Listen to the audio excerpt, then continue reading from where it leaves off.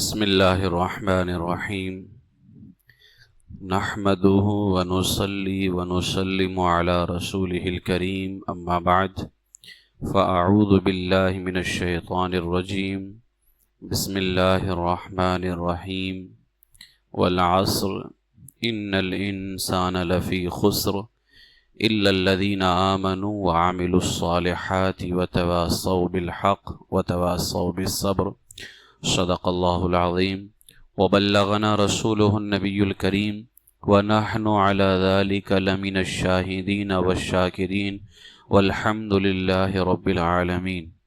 السلام علیکم ورحمۃ اللہ وبرکاتہ۔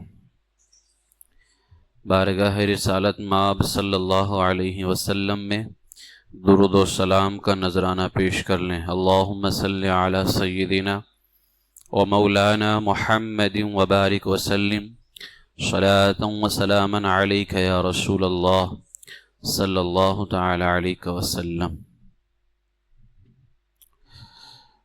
جو پی ڈی ایف شیئر کی گئی ہے آپ لوگوں کو، اس میں سوال نمبر 13 سے لے کر کے سوال نمبر 24 تک آج کا سبق ہے۔ اس سے پہلے درس میں ایک سوال تھا کہ کیا ایمان اور کفر کے درمیان بھی کوئی تیسرا درجہ ہے؟ یہ سوال تھا نا، تو کیا اس کا جواب تھا؟ ایمان اور کفر کے درمیان کوئی تیسرا درجہ نہیں ہے۔ اس سے کیا سمجھ میں آیا کہ انسان یا تو مومن ہوگا یا کافر ہوگا۔ منافق جو ہے یہ کافر کے زمرے میں آتا ہے، یعنی جو عقیدے کے اعتبار سے منافق ہے، ٹھیک ہے، وہ تو کافر کے زمرے میں ہی آتا ہے۔ اس لیے انسان یا تو مومن ہوگا یا کافر ہوگا۔ ایمان اور کفر کے درمیان میں کوئی تیسرا درجہ نہیں ہے۔ اس لیے انسانوں کی 2 قسمیں ہو گئیں، یا تو مومن یا تو کافر۔ سوال نمبر 13، مسلمان کی کتنی اور کون کون سی قسمیں ہیں؟ انسان یا تو مسلمان ہوگا یا کافر ہوگا۔ اب مسلمان کی کتنی قسمیں ہیں اور کون کون سی؟ جواب، مسلمان کی 2 قسمیں ہیں، صحیح مسلمان اور گمراہ مسلمان۔ یہ مسلمان کی 2 قسمیں ہیں، صحیح مسلمان اور گمراہ مسلمان۔ سوال نمبر 14، صحیح مسلمان اور گمراہ مسلمان کسے کہتے ہیں؟ جواب، مسلمان دونوں ہیں۔ صحیح مسلمان جو ہے وہ بھی مسلمان ہے، جو گمراہ ہے وہ بھی مسلمان ہے۔ اس لیے مسلمانوں کی 2 قسمیں ہیں، صحیح مسلمان اور گمراہ مسلمان۔ اب صحیح مسلمان وہ ہے جو تمام ضروریات دین کو تسلیم کرنے کے ساتھ ساتھ، یعنی ماننے کے ساتھ ساتھ تمام ضروریات اہل سنت کو بھی مانتا ہو، وہ صحیح مسلمان ہے۔ آپ کو ضروریات دین بھی بتا دیا گیا ہے اور ضروریات اہل سنت بھی بتا دیا گیا ہے۔ ضروریات دین کیا کیا ہیں یہ بھی بتا دیا گیا ہے، ضروریات اہل سنت کیا کیا ہیں یہ بھی آپ کو لکھ کر کے دیا جا چکا ہے۔ جو مسلمان یعنی وہ ضروریات دین کو نہ مانے تو مسلمان ہی نہیں ہے نا۔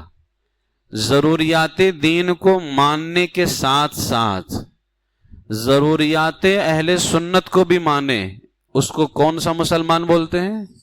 صحیح مسلمان، جس کو ہمارے یہاں کہتے ہیں سنی مسلمان، ہے نا۔ سنی مسلمان سے اب ہم ایک ہے سنی مسلمان، ایک ہے گمراہ مسلمان۔ تو وہ سنی مسلمان وہ ہے جو ضروریات دین کو ماننے کے ساتھ ساتھ ضروریات اہل سنت کو ہی مانتا ہوں۔ اور گمراہ مسلمان وہ بد مذہب ہے جو ضروریات اہل سنت میں سے کسی بات کا انکار کرتا ہو، یعنی یہ ضروری نہیں ہے کہ سب کا انکار کرے تب گمراہ مسلمان بنے گا، نہیں، ضروریات اہل سنت میں سے اگر ایک کا بھی انکار کرے گا تو وہ سنی مسلمان نہیں رہ جائے گا، وہ گمراہ مسلمان ہو جائے گا، مگر اس کی بد مذہبی حد کفر کو نہ پہنچی ہو۔ دیکھو، اگر ضروریات اہل سنت کا انکار کرتا ہے تو وہ بد مذہب ہے، گمراہ مسلمان ہے۔ یہاں کیا کہا؟ بد مذہبی حد کفر کو نہ پہنچے۔ اس کا کیا مطلب ہوتا ہے؟ مثال کے طور پر ضروریات اہل سنت میں بہت ساری چیزیں ہیں، صرف ایک چیز بتاتا ہوں سمجھانے کے لیے۔ حضرت ابو بکر و عمر رضی اللہ تعالی عنہما کو انبیاء اور رسول کے بعد سب سے افضل ماننا یہ اہل سنت کی علامت ہے، ضروریات اہل سنت میں سے۔ کوئی بندہ انکار کر گیا اس کا، یعنی وہ تمام چیزیں جو ضروریات دین میں ہیں جن سے بندہ مسلمان ہوتا ہے وہ سب مانتا ہے، ضروریات اہل سنت میں سے بھی سب مانتا ہے، لیکن اس چیز کو نہیں مانتا ہے۔ وہ کہتا ہے نہیں، مولا علی افضل ہیں سب سے، ابو بکر عمر سے بھی افضل۔ اب وہ بندہ سنی مسلمان نہیں رہ جائے گا، وہ گمراہ مسلمان ہو جائے، سمجھے؟ وہ کون سا مسلمان ہے؟ گمراہ مسلمان، سنی مسلمان نہیں رہے گا۔ اب یہ بد مذہب مسلمان ہے، گمراہ مسلمان ہے، تو جب تک اس کی یہ بد مذہبی حد کفر کو نہ پہنچے اس کو مسلمان کہا جائے گا، لیکن کون سا مسلمان؟ گمراہ مسلمان، بد مذہب مسلمان۔ اب اگر اس کی یہ بد مذہبی حد کفر کو پہنچ جائے اور یہ کہہ دے کہ مولا علی صرف ابو بکر عمر سے افضل نہیں بلکہ حضور کے بعد انبیاء سے بھی افضل ہیں، اب یہ کافر ہو گیا۔ اس لیے میں مثال بھی یہیں سے دے رہا ہوں، کیونکہ شیعوں کا عقیدہ ہے نا کہ حضور کے بعد انبیاء سے بھی افضل مولا علی ہیں، تو اگر مولا علی کو انبیاء سے افضل مانا جائے تب تو بندہ کافر ہو جائے گا، اور اگر ابو بکر و عمر سے افضل مانا جائے تب بندہ گمراہ ہو جائے گا، سمجھے؟ تو سنی مسلمان، صحیح مسلمان وہ ہے جو تمام ضروریات دین کو ماننے کے ساتھ ساتھ تمام ضروریات اہل سنت کو بھی مانتا ہو، اور گمراہ مسلمان، بد مذہب مسلمان وہ ہے جو ضروریات اہل سنت میں کسی کا انکار کرتا ہو، کسی ایک کا بھی انکار کرتا ہو، مگر اس کی بد مذہبی حد کفر کو نہیں پہنچی ہو، یعنی ابھی اس کے منہ سے کوئی ایسا کلمہ نہیں نکلا ہے جو اسے کافر بنائے، ٹھیک ہے؟ تو یہ تعریف سمجھ میں آ گئی، سنی مسلمان اور گمراہ مسلمان۔ سوال نمبر 15، تو چلے یہ تو مسلمان کی دو قسمیں تھیں، صحیح مسلمان، انسان کی دو قسمیں مسلمان اور کافر، پھر مسلمان کی دو قسمیں صحیح مسلمان، گمراہ مسلمان، اس کی بھی تعریف ہو گئی۔ اب بچا کافر۔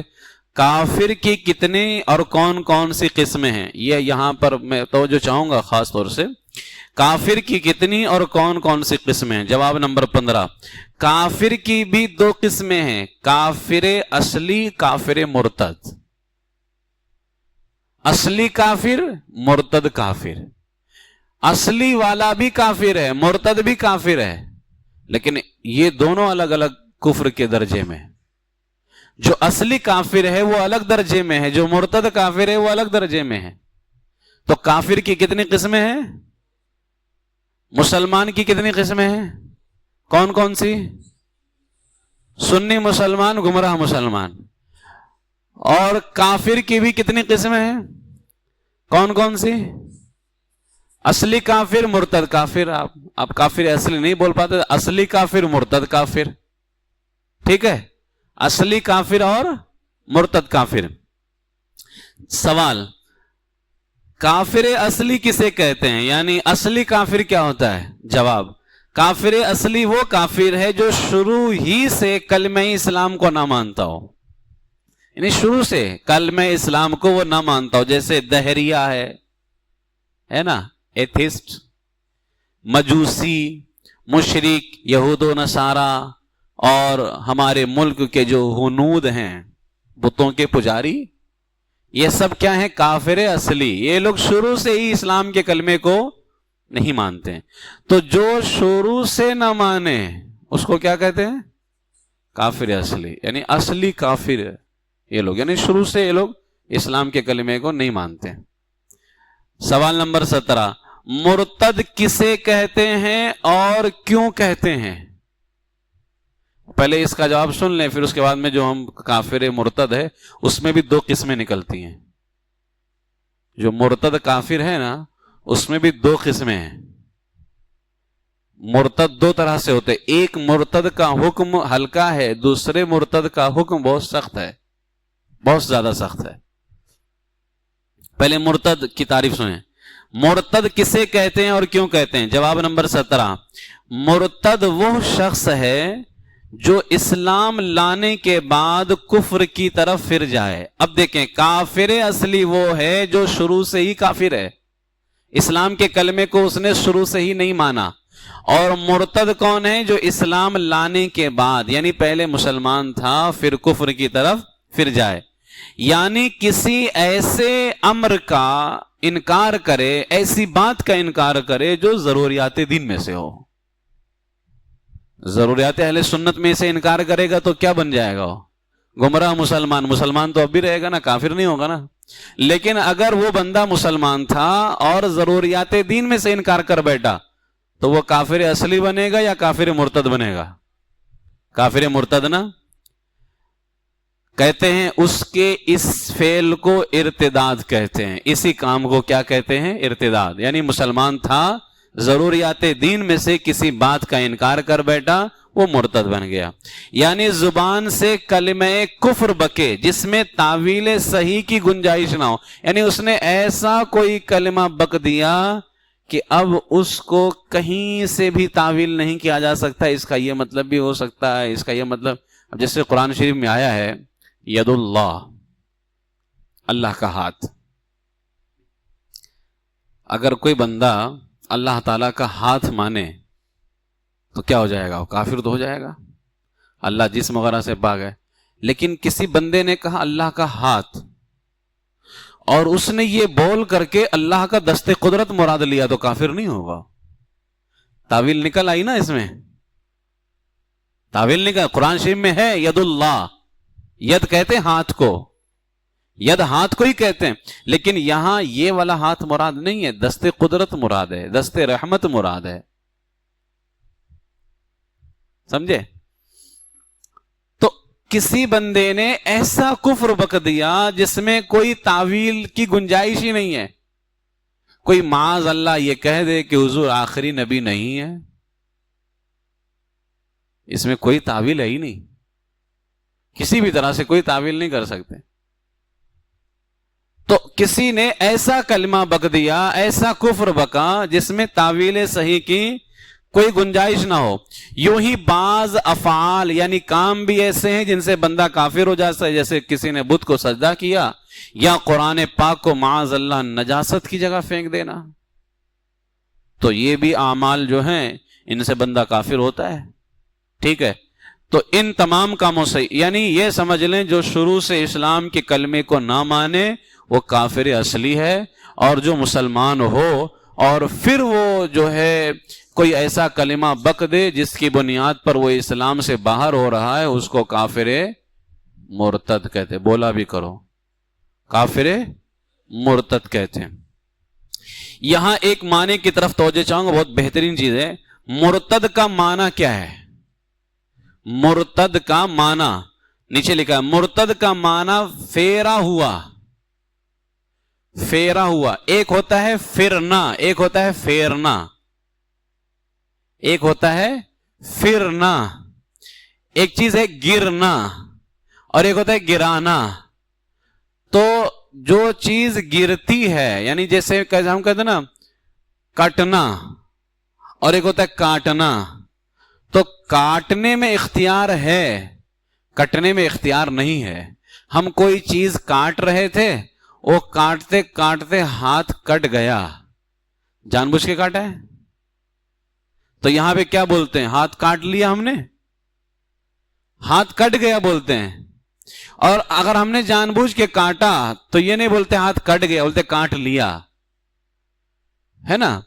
تو پھرنا الگ چیز ہے، یعنی بندہ خود گیا ہے، اور پھیرنا وہ خود نہیں گیا، اسے نکالا گیا ہے۔ پھرنا خود گیا ہے، پھیرنا خود نہیں گیا ہے، اسے نکالا گیا ہے، اسے دور کر دیا گیا ہے۔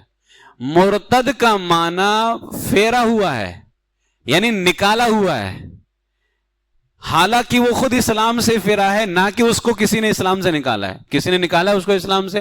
لیکن پھر بھی یہاں پر عجیب منطق ہے، یہ نہیں کہتے کہ یہ پھر گیا ہے، کہتے پھیرا ہوا ہے۔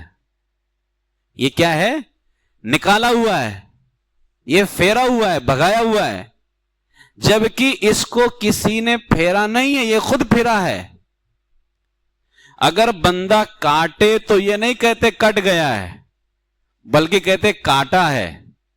اور اگر کوئی بندہ پھیر لے تو یہ نہیں بولتے یہ خود پھرا ہے، بلکہ بولتے پھیرا ہے۔ مرتد کا معنی ہوتا ہے پھیرا ہوا، حالانکہ وہ خود اسلام سے پھرا ہے، نہ کہ پھیرا گیا، لیکن اس کے باوجود اسے مرتد کہتے ہیں، کیونکہ اس کی کیا مجال کہ وہ اسلام کو چھوڑے۔ اگر یہ کہتے کہ یہ پھر گیا ہے، یعنی مرتد کا معنی ہوتا ہے پھرنا، تو اس کا مطلب تھا کہ اس نے اسلام کو چھوڑ دیا ہے۔ کیا کسی کی مجال ہے کہ کوئی اسلام کو چھوڑ سکتا ہے مجال کسی کی؟ بلکہ اسلام نے اسے خود قبول نہیں کیا ہے، اسلام نے اسے خود قبول نہیں کیا ہے، اور اسے اپنے سے کفر کی جانب پھیر دیا، کیونکہ اسلام افضل ہے اور کفر گھٹیا چیز ہے، گھٹیا چیز، اور افضل چیز کو کوئی نہیں چھوڑتا ہے۔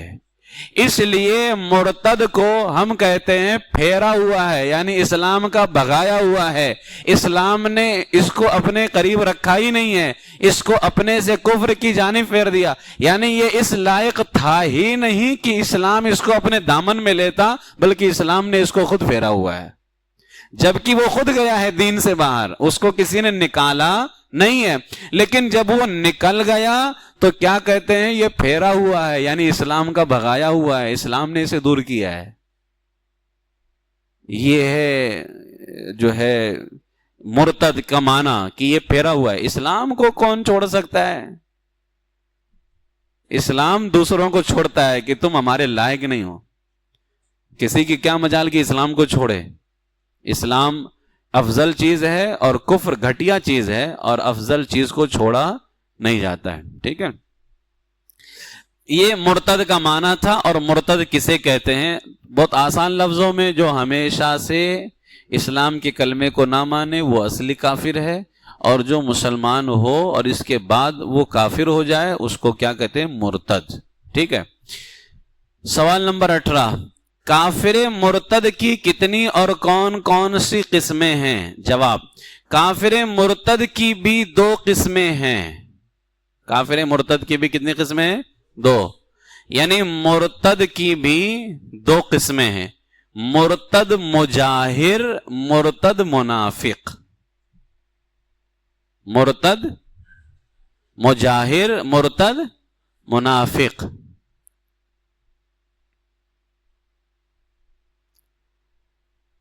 سوال نمبر 19، مرتد مجاہر کسے کہتے ہیں؟ جواب، مرتد مجاہر وہ کافر ہے، دیکھو پھیرا ہوا یہ بھی ہے، پھیرا ہوا یہ مرتد بھی ہے، مرتد مجاہر وہ کافر ہے کہ جو پہلے مسلمان تھا، پھر کھلم کھلا اسلام سے پھر گیا، کھلم کھلا اسلام سے پھر گیا، اور کلمہ لا الہ الا اللہ کا انکار کر کے دہریہ، مشرک، مجوسی یا کتابی وغیرہ کچھ بھی ہو گیا۔ یعنی ایک بندہ ہے جو مرتد ہوا، یعنی پھیرا ہوا ہے، لیکن اس نے کیا کیا؟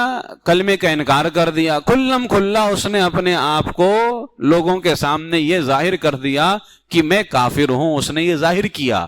تو اس مرتد کو، مرتد تو اب بھی ہے نا، کیونکہ پہلے مسلمان تھا، اور اسلام سے پھرنے، جو اسلام سے پھر جاتا ہے اور اسلام کا جو پھیرا ہوا ہوتا ہے اسی کو مرتد کہا جاتا ہے۔ تو جو کھلم کھلا بالکل ظاہر کر دے کہ اب میں مسلمان نہیں، اس کو مرتد مجاہر کہتے ہیں۔ کیا کہتے ہیں؟ مرتد مجاہر۔ اور مرتد منافق کسے کہتے ہیں؟ سوال نمبر 20 کے اندر جواب، مرتد منافق وہ کافر ہے جو کلمہ لا الہ الا اللہ اب بھی پڑھتا ہے مرتد، کلمہ لا الہ الا اللہ اب بھی پڑھتا ہے، اپنے آپ کو مسلمان ہی کہتا ہے، مگر خداوند قدوس حضور سید عالم صلی اللہ علیہ وسلم یا کسی نبی کی توہین کرتا ہے یا دیگر ضروریات دین میں سے کسی بات کا انکار کرتا ہے۔ مرتد منافق کو اگر سمجھنا ہو تو دیوبندیوں کو سمجھ لیا جائے، بالکل واضح ہے۔ لا الہ الا اللہ تو اب بھی پڑھتے ہیں، مسلمان ہی کہتے اپنے آپ کو، سرکار کی شان میں گستاخی کی، اللہ تبارک و تعالیٰ کے بارے میں لکھا کہ جھوٹ بول سکتا ہے، نعوذ باللہ من ذالک، بہت سارے گندے عقیدے ان کے۔ سوال نمبر 21، اب یہ کافروں کی، اب دیکھیں شروع سے میں ایک بار آپ کو یہ کراتا ہوں، انسان کی کتنی قسمیں ہیں؟ کافر یا مسلمان؟ مسلمان کی کتنی قسمیں ہیں؟ 2 قسمیں ہیں، سنی مسلمان اور گمراہ مسلمان۔ بالکل صاف ہے، سنی مسلمان وہ ہے جو ضروریات دین کو بھی مانے، ضروریات اہل سنت کو بھی مانے، اور گمراہ مسلمان وہ ہے جو صرف ضروریات دین کو مانے اور ضروریات اہل سنت میں سے کسی ایک کا انکار کر دے، وہ گمراہ مسلمان ہے۔ اس کے بعد میں ہے کافر۔ کافر کی کتنی قسمیں ہیں؟ 2۔ کون کون سی؟ کافر اصلی اور کافر مرتد۔ کافر اصلی وہ کافر ہے جو شروع سے اسلام کا کلمہ نہ مانے۔ ادھر دیکھو، ادھر توجہ کو، کافر کی 2 قسمیں، کافر اصلی، کافر مرتد۔ اصلی کافر کون؟ جو شروع سے اسلام کا کلمہ نہ مانے، اور مرتد کون؟ جو مسلمان تھا پھر اسلام سے پھیرا ہوا ہے نا، اسلام کا پھیرا ہوا ہے، اسلام سے نکالا ہوا ہے۔ اب مرتد کی کتنی قسمیں ہیں؟ مرتد کی 2 قسمیں، مرتد مجاہر، مرتد منافق۔ مرتد مجاہر وہ ہے جو کھلم کھلا اسلام چھوڑ دے، انکار کر دے، وہ مرتد مجاہر ہے۔ اور مرتد منافق کون ہے؟ اپنے آپ کو مسلمان تو کہتا ہے، ساتھ میں حضور کی شان میں گستاخی بھی کرتا ہے، لا الہ الا اللہ بھی پڑھتا ہے، اللہ کو جھوٹ بولنے والا بھی لکھتا ہے، وہ مرتد منافق ہے۔ بات سمجھ میں آ گئی؟ یہ مختصر انداز میں آپ کے سامنے، ٹھیک ہے۔ سوال نمبر 21، اب یہ جو کافروں کی قسمیں بیان کی گئی، کافر اصلی، کافر مرتد، پھر مرتد کی قسمیں، مرتد مجاہد، مرتد مجاہر، مرتد منافق، یہ جتنی کافروں کی قسمیں بیان کی گئی ہیں، کافروں میں سب سے برا کافر کون ہے؟ جواب نمبر 21، کافروں میں سب سے برا کافر یہ مرتد منافق ہے کہ مسلمان بن کر کفر سکھاتا ہے اور اللہ و رسول جل جلالہ و صلی اللہ تعالی علیہ وآلہ وآصحابہ وسلم کو گالیاں دیتا ہے، العیاذ باللہ تعالی۔ یہ سب سے بدترین کافر ہے، مرتد منافق۔ یاد رکھنا ہے نا، یہ قسمیں، مسلمان کی قسمیں، کافر کی قسمیں۔ کافر کی قسموں میں آپ آئیں گے تو کافر اصلی، کافر مرتد۔ اصلی کافر میں تو کچھ ہے ہی نہیں، شروع سے ہی کافر ہے۔ جب کافر مرتد میں جائیں گے تو وہاں 2 قسمیں بنیں گی، مرتد مجاہر، مرتد منافق۔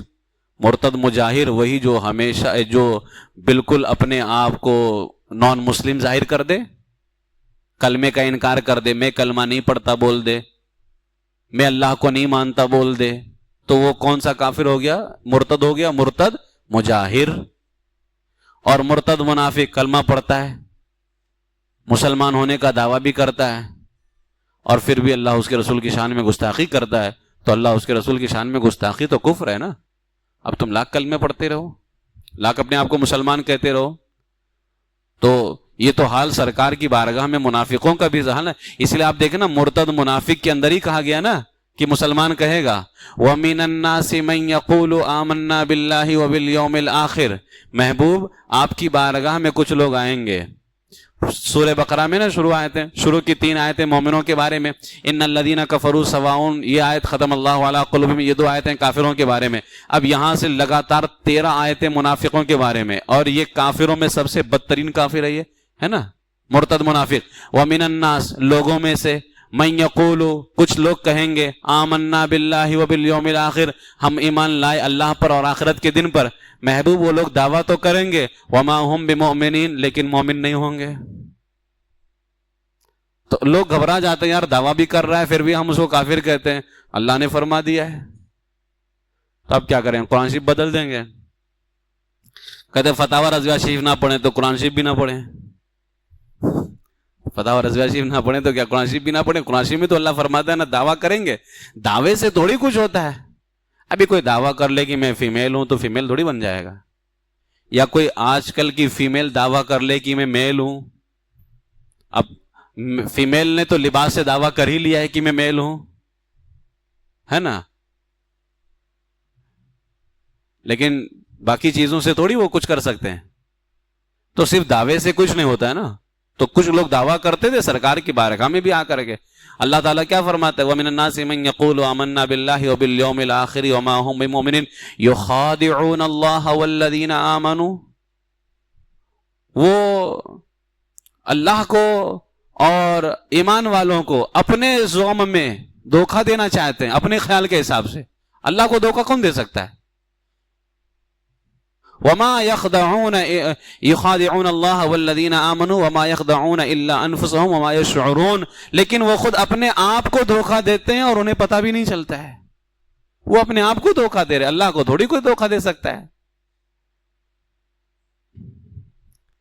ٹھیک ہے, تو یہ قرآن پاک میں بھی اس کافر کو سب سے بدترین کافر کہا گیا ہے کہ یہ دعویٰ کرے گا مسلمان ہونے کا لیکن مومن نہیں ہوگا. یہی سب سے بدترین کافر ہے.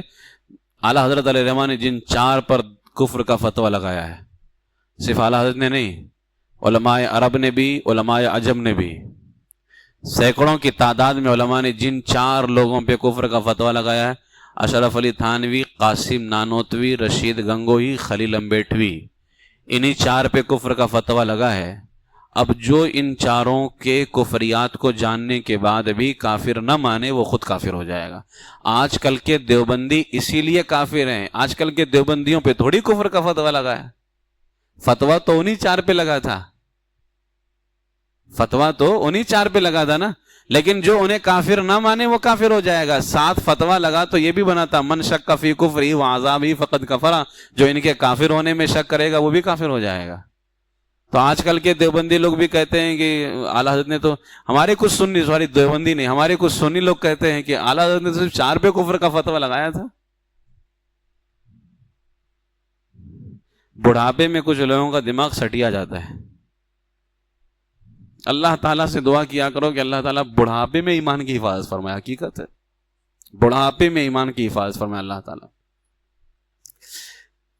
ٹھیک ہے, یہ تو کافروں میں سب سے برا کافر کون ہے؟ مرتد منافق.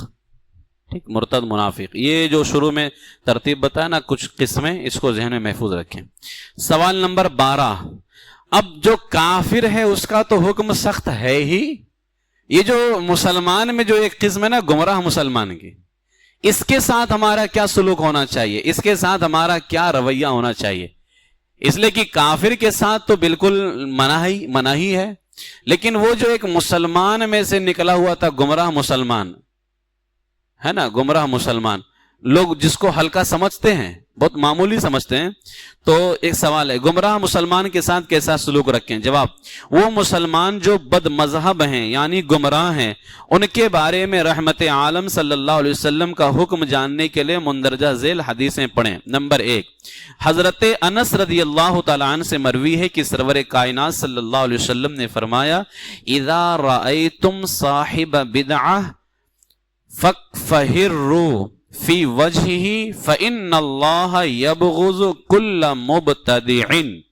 جب تم کسی بد مذہب کو دیکھو, گمراہ مسلمان کو دیکھو, یہاں کافر کی بات نہیں ہو رہی ہے, جب تم کسی بد مذہب کو دیکھو, گمراہ مسلمان کو دیکھو, تو اس کے سامنے سختی سے پیش آؤ, اس لیے کہ اللہ تعالی ہر بد مذہب کو دشمن رکھتا ہے. ہر گمراہ مسلمان کو اللہ اپنا دشمن رکھتا ہے, اس لیے اس کے سامنے سختی سے پیش آؤ. دوسری حدیث حضرت حذیفہ رضی اللہ تعالیٰ عنہ سے مروی ہے کہ رسول کائنات صلی اللہ علیہ وسلم نے فرمایا لا يقبل الله لصاحب بدعة صوما ولا صلاة ولا صدقة ولا حجا ولا عمرة ولا جهادا ولا صرفا ولا عدلا يخرج من الاسلام كما تخرج الشعرة من العجين. ابن ماجہ میں حدیث ہے خدا تعالیٰ کسی بد مذہب کا نہ روزہ قبول کرتا ہے، نہ نماز، نہ زکوٰۃ، نہ حج، نہ عمرہ، نہ جہاد، نہ کوئی نفل، نہ فرض. بد مذہب دین اسلام سے ایسا نکل جاتا ہے جیسا کہ گوندے ہوئے آٹے سے بال نکل جاتا ہے.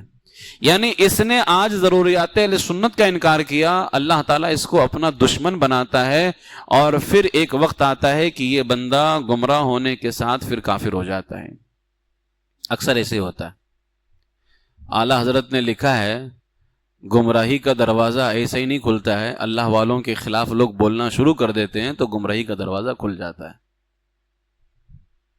پھر وہ کفر کے دروازے میں داخل ہوتے ہیں. یہ چیز.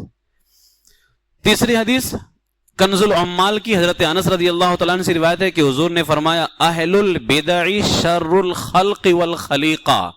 اہل بدعت یعنی گمراہ مسلمان تمام لوگوں بلکہ تمام مخلوقات سے بدتر ہیں، تمام مخلوقات سے بدتر ہیں.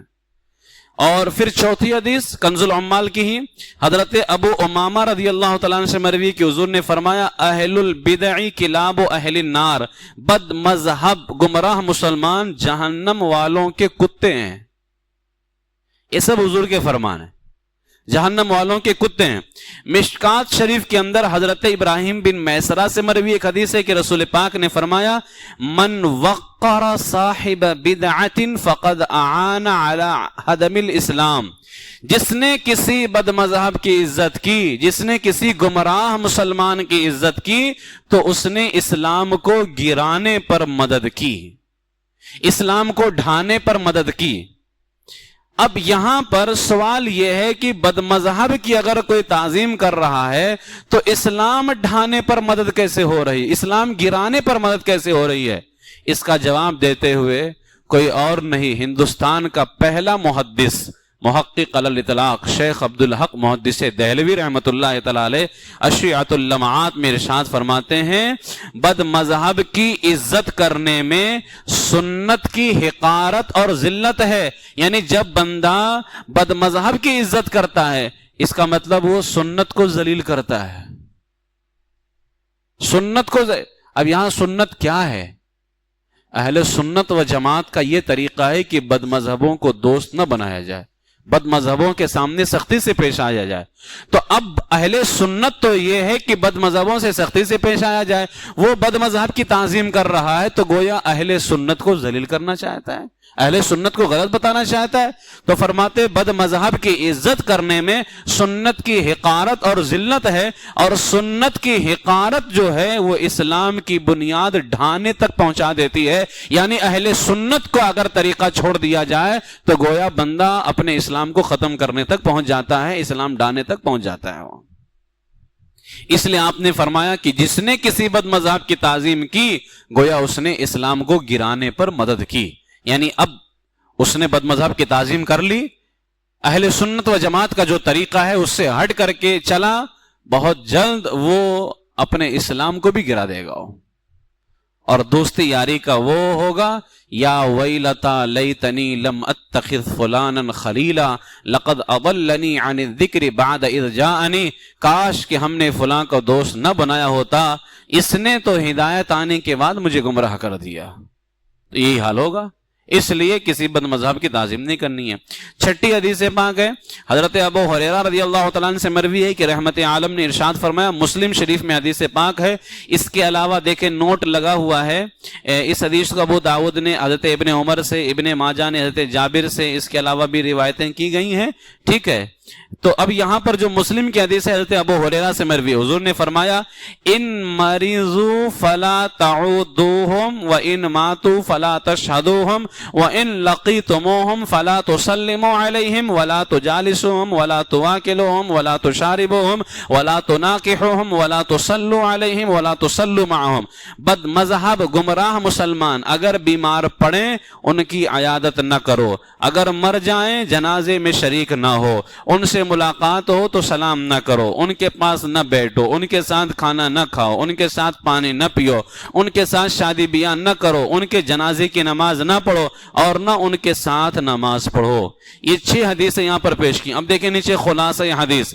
خلاصہ حدیث، ان تمام حدیثوں کا خلاصہ یہ ہوا کہ سارے مسلمانوں میں بد مذہب سب سے زیادہ برے ہیں، ان سے خوش اخلاقی کے ساتھ پیش آنا جائز نہیں، کیونکہ خدا تعالی ان کو دشمن رکھتا ہے اور ان کی کوئی عبادت نہیں قبول فرماتا ہے، چاہے فرض ہو یا نفل.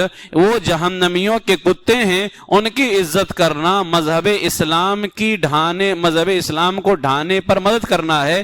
ان کا ہر طرح سے اسلامی بائیکاٹ کیا جائے گا، یعنی ان سے کسی قسم کا مذہبی تعلق رکھنا جائز نہیں، ان سے سلام کرنا، ان کے ساتھ اٹھنا بیٹھنا کھانا پینا جائز نہیں، ان کے یہاں شادی بیاہ کرنا جائز نہیں. سرکار دو عالم صلی اللہ علیہ وسلم کا یہ تمام حکم، اب یہاں پر غور طلب بات یہ ہے کہ سرکار کا یہ جو حکم ہے سخت حکم ہے، یہاں پر نہ شادی بیاہ کرنی ہے نہ سلام کرنی ہے، مر جائے تو جو ہے جنازے میں نہیں جانا ہے، بیمار پڑ جائے تو عیادت نہیں کرنی ہے. اتنا سخت حکم سرکار کا کن لوگوں کے بارے میں ہے؟ سرکار کا یہ تمام حکم ان لوگوں کے بارے میں ہے جو بد مذہب تو ہیں مگر ان کی بد مذہبی حد کفر کو نہیں پہنچی ہے، یعنی وہ ابھی کافر نہیں ہوئے ہیں مسلمان، لیکن کون سے مسلمان ہیں؟ گمراہ مسلمان ہیں. سنی مسلمان نہیں ہیں، گمراہ مسلمان ہیں.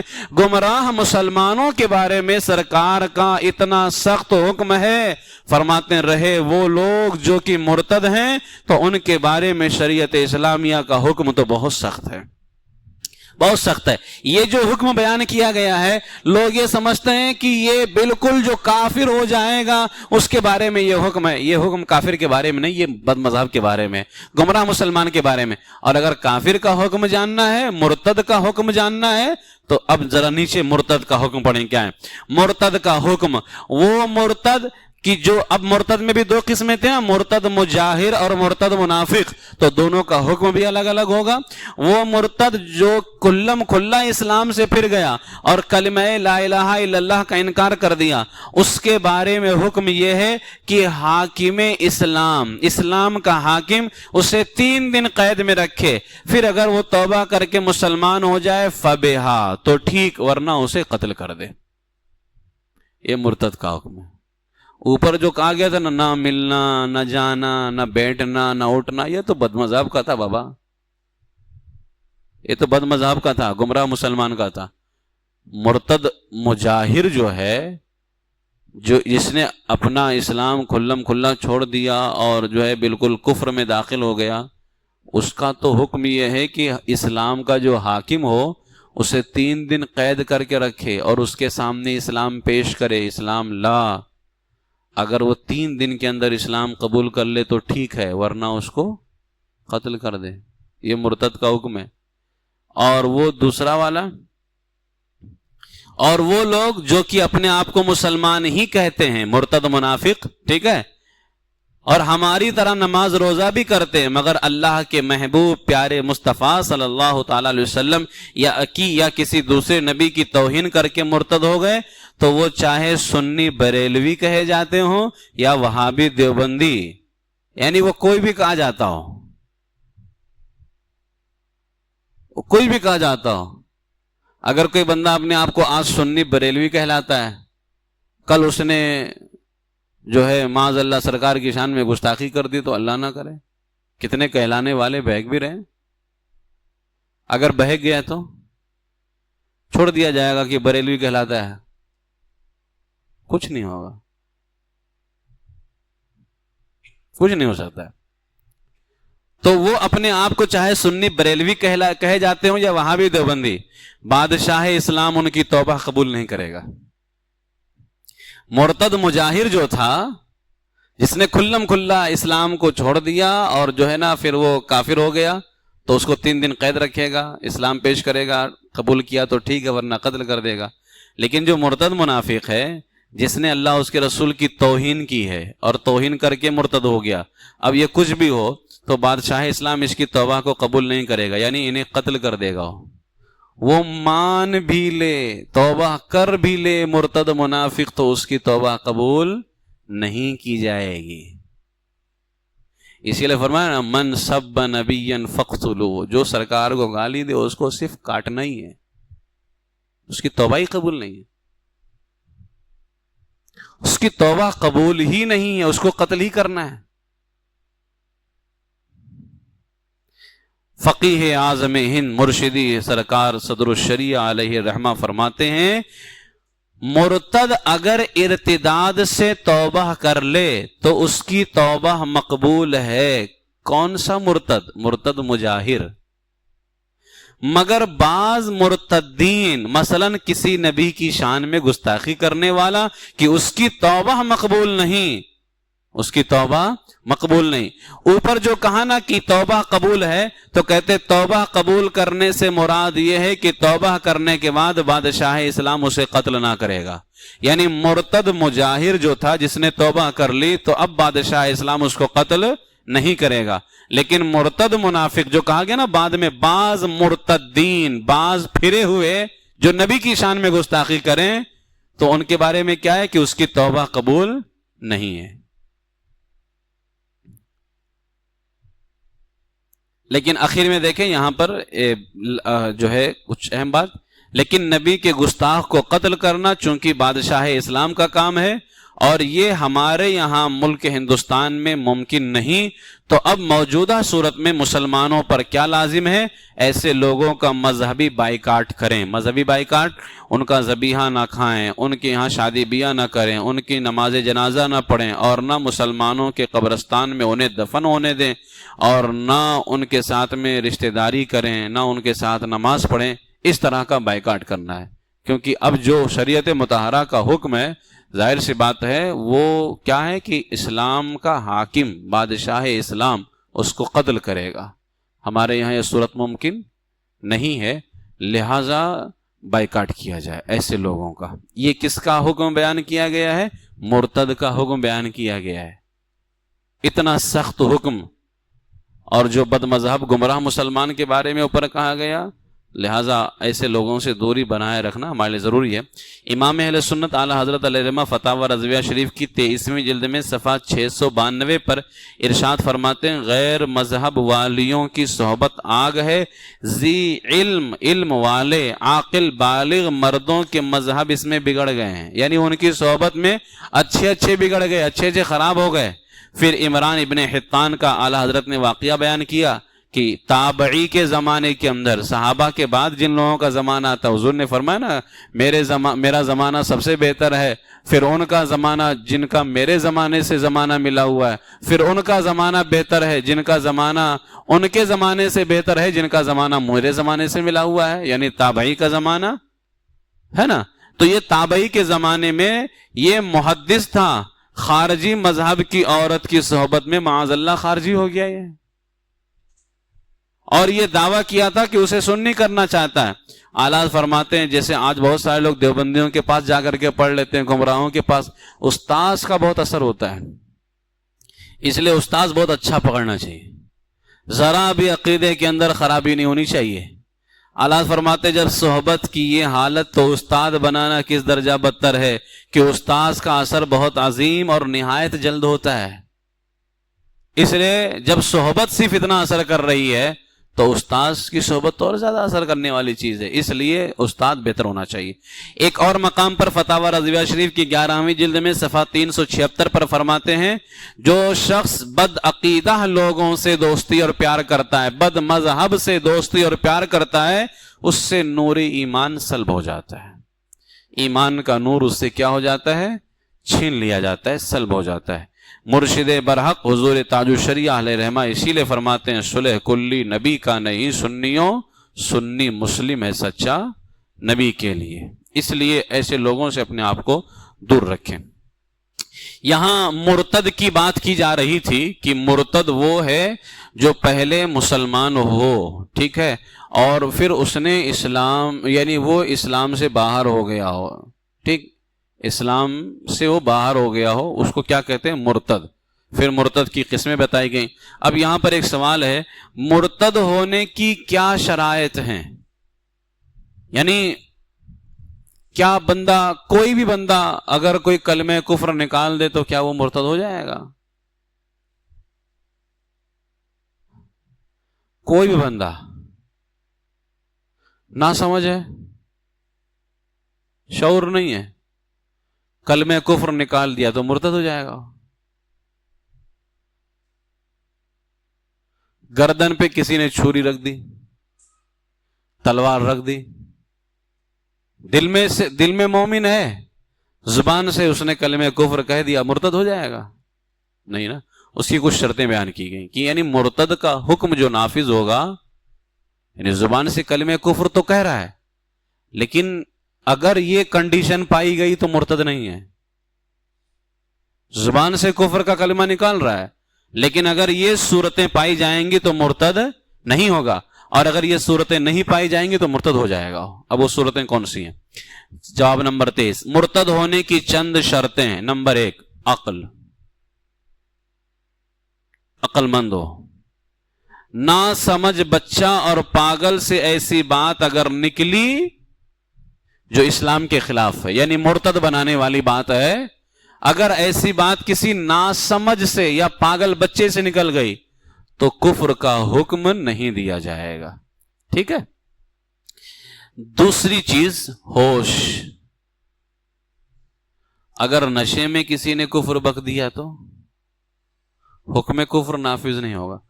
طلاق نافذ ہے، کفر نافذ نہیں ہے۔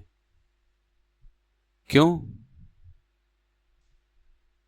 طلاق نافذ ہے، کفر نافذ نہیں ہے، اس کی نشہ حرام ہے نا، نشہ حرام ہے۔ اگر اس نے نشے کے اندر طلاق دے دی تو اس نے نشہ کیوں کیا؟ نشہ کیوں کیا اس نے؟ تو طلاق نافذ ہے نشے میں، اگر کسی نے طلاق دے دی، اور اگر اس نے نشے کے اندر کفر بکا تو حکم کفر نافذ نہیں ہوگا، ٹھیک ہے۔ تو دوسری چیز ہوش ہے۔ تیسری چیز اختیار۔ یہ تین چیزیں۔ اگر بندہ عقل مند بھی ہے، ہوش حواس بھی رکھتا ہے، اور اختیار سے کلمہ کفر بک رہا ہے تو وہ مرتد ہو جائے گا۔ وہ مرتد کیا ہو جائے گا؟ اختیار میں دیکھیں کیا ہے اختیار۔ 3 نمبر پہ، مجبوری اور اکراہ شرعی ہے، شرعی مجبوری۔ میں نے پچھلے میں بتایا تھا نا کیا کیا مجبوری ہے، یعنی جو آپ کو ڈرا دھمکا رہا ہے وہ بندہ وہ کام کرنے پہ قادر ہو کہ وہ تم کو سچ میں مار ڈالے گا، ہے نا۔ تو ایسا نہیں ہونا چاہیے کوئی فون پہ ڈرا دھمکا رہا تھا، اس نے بک دیا، فون پہ بک دیا۔ جو تم کو ڈرا دھمکا رہا ہے، جان کی دھمکی دے رہا ہے، وہ اس چیز کو کرنے پہ قادر بھی ہو نا۔ اکراہ شرعی میں نے بتایا تھا پچھلے ہفتے۔ تو مجبوری اور اکراہ کی صورت میں اگر بندے نے کہہ دیا تب حکم کفر نافذ نہیں ہوگا، کیونکہ وہ تھوڑی اپنے اختیار سے کہہ رہا ہو، مجبوری میں کہہ رہا نا۔ اختیار میں کیا ہوتا ہے؟ کسی نے ڈرایا بھی نہیں، کسی نے دھمکایا بھی نہیں، کسی نے مجبور نہیں کیا، کوئی مشکل بھی نہیں، سب کچھ ٹھیک ٹھاک ہے۔ اختیار میں کہہ رہا ہے، یعنی اپنے سے کہہ رہا ہے، اب بندہ کافر ہو جائے گا۔ نیچے دیکھیں، مجبوری کے یہ معنی ہے کہ جان جانے یا عضو کٹنے یا ضرب شدید، بہت سخت مارنے کا صحیح اندیشہ ہو۔ اس صورت میں صرف زبان سے اس کلمے کے کہنے کی اجازت ہے، یعنی جو کلمہ کافر بنا دیتا ہے، جو کلمہ اسلام سے باہر کر دیتا ہے، اس کلمے کو ایسے وقت میں صرف زبان سے کہنے کی اجازت ہے، بشرطے کہ دل میں وہی اطمینان ایمانی ہو، یعنی دل میں وہی اطمینان ہے، وہی ایمان ہے جیسا کہ اللہ تعالیٰ کا قرآن پاک میں فرمان بھی ہے، سورہ نحل میں پارہ نمبر 14 آیت نمبر 106، اللہ فرماتا ہے من کفر باللہ من بعد ایمانہ الا من اکرہ وقلبہ مطمئن بالایمان ولکن من شرح بالکفر صدرا فعلیہم غضب من اللہ ولہم عذاب عظیم، جو ایمان لا کر اللہ کا منکر ہو یعنی انکار کرے سوا اس کے جو مجبور کیا جائے، یعنی ایک بندہ وہ ہے جو ایمان لا کر اللہ کا انکار کر رہا ہے، اور ایک بندہ وہ ہے جو ایمان لا کر انکار تو کر رہا ہے لیکن مجبور کیا گیا ہے، یعنی ایک اپنے سے انکار کر رہا ہے اور دوسرا مجبوری میں انکار کر رہا ہے۔ تو اللہ تعالیٰ فرماتا ہے جو ایمان لا کر اللہ کا منکر ہو سوا اس کے، علاوہ اس کے جو مجبور کیا جائے، اور اس کا دل ایمان پر جمع ہوا ہو، یعنی زبان سے اس نے بک دیا کلمہ کفر مجبوری کے اندر لیکن دل ایمان پر ہی جمع ہوا ہے۔ ہاں اب آگے دیکھیں، وَلَٰكِن مَّن شَرَحَ بِالْكُفْرِ صَدْرًا، ہاں وہ جو دل کھول کر کافر ہوا ان پر اللہ کا غضب ہے اور ان کو بڑا عذاب ہے۔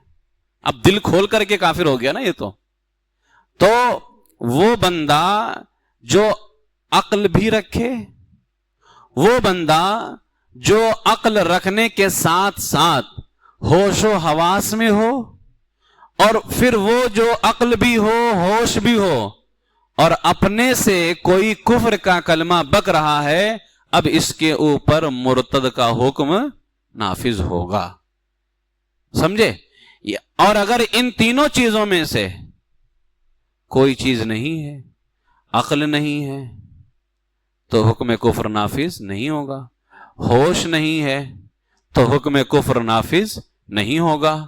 اسی طریقے سے مجبور کیا گیا تو مجبوری کے اندر کیا صورت ہے کہ دل میں اطمینان ہونا چاہیے، زبان سے اگر کلمہ کفر بک رہا ہے صرف بچنے کے لیے تو وہ مسلمان ہوگا، لیکن اگر معاذ اللہ دل سے بھی کفر بک دے، دل کھول کر کے، اللہ نے فرمایا نا وہ جو دل کھول کر کافر ہوا تو اللہ کا ان پر بڑا غضب ہے اور اللہ تبارک و تعالیٰ کا ان کے لیے بڑا عذاب ہے کہ اللہ ان کو بڑا عذاب دے گا۔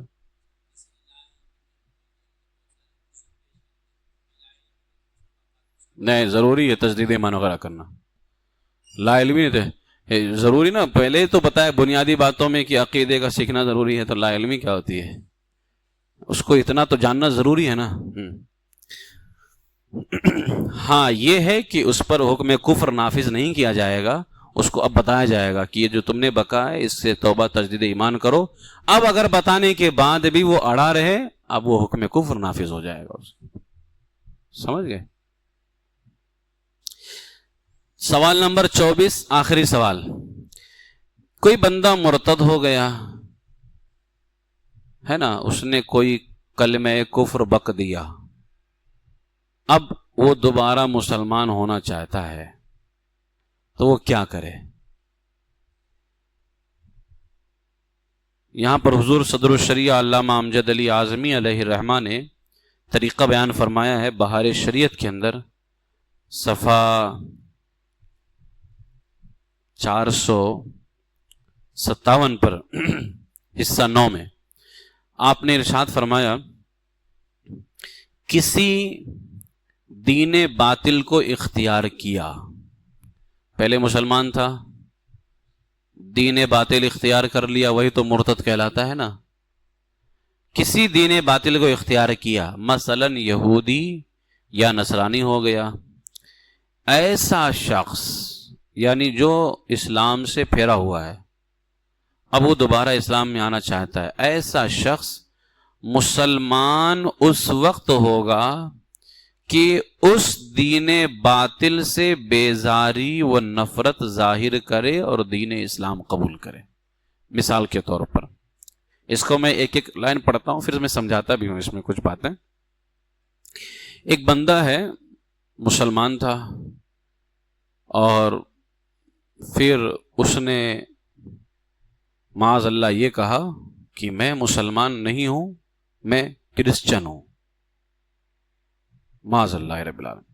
اس نے کہا مرتد ہے، ٹھیک، مرتد مجاہر ہے،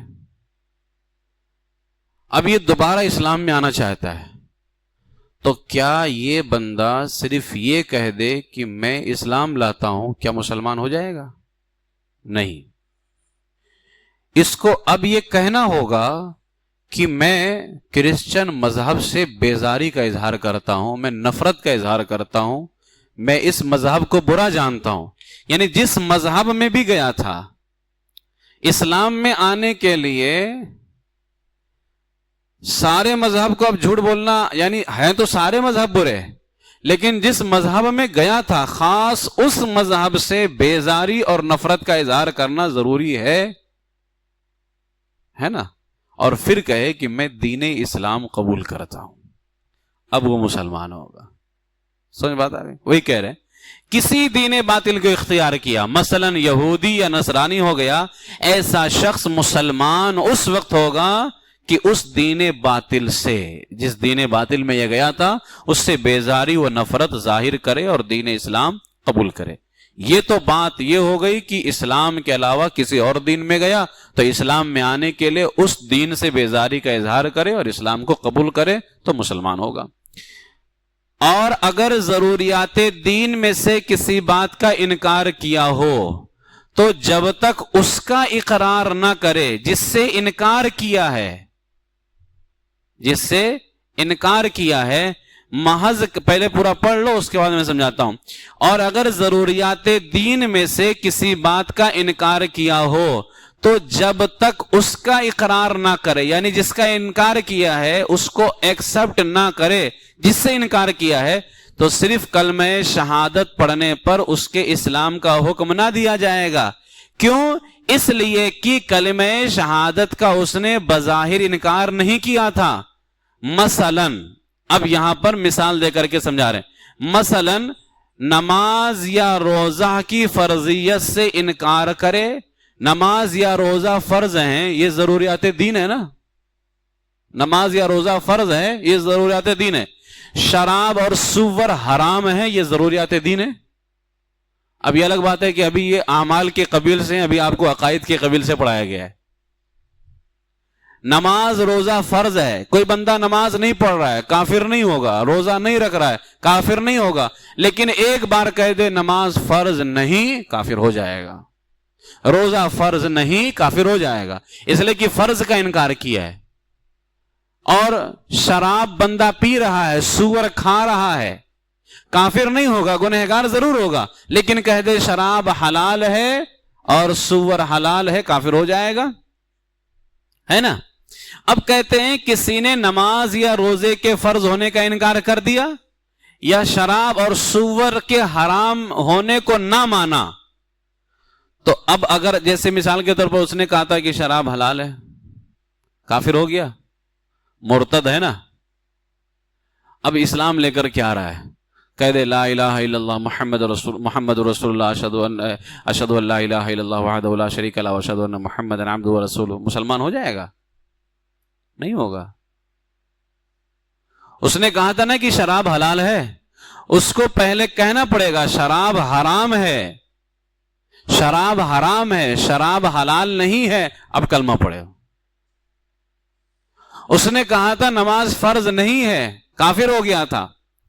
صرف کلمہ پڑھنے سے اس کے اسلام کا حکم نافذ نہیں ہوگا، اس کو کہنا پڑے گا نماز فرض ہے، اور جو نماز کے فرض ہونے کا انکار کرے وہ کافر ہے.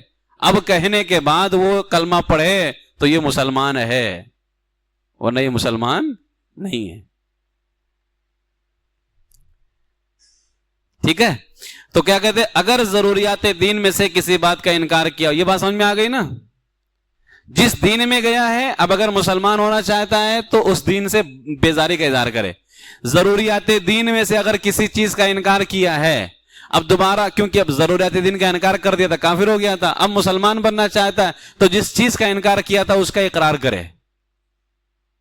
نماز کے فرض ہونے کا انکار کیا تھا، اقرار کرے کہ نماز فرض ہے، پھر کلمہ پڑھے.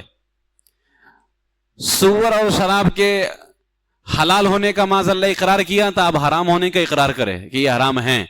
اور اگر اقرار کیے بغیر کلمہ پڑھے گا تو مسلمان ہوگا؟ نہیں ہوگا۔ فرمایا کہ محض کلمہ شہادت پڑھنے پر اس کے اسلام کا حکم نہیں دیا جائے گا، کیونکہ کلمہ شہادت کا اس نے انکار تھوڑی کیا تھا، کلمہ شہادت کا انکار کیا تھا،